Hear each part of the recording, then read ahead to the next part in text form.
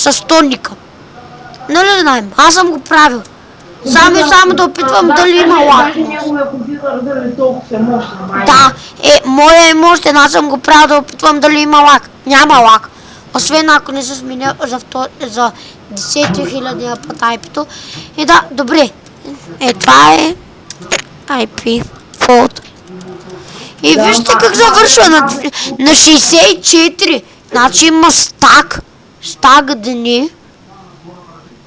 Да го фулдим. Всеки по 64 дни.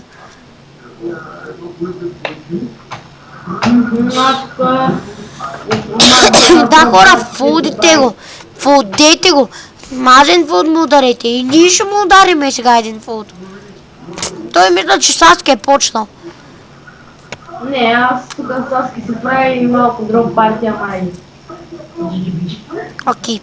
Дед вики ставите, че Да, хора, аре, байте. много ли да хвани.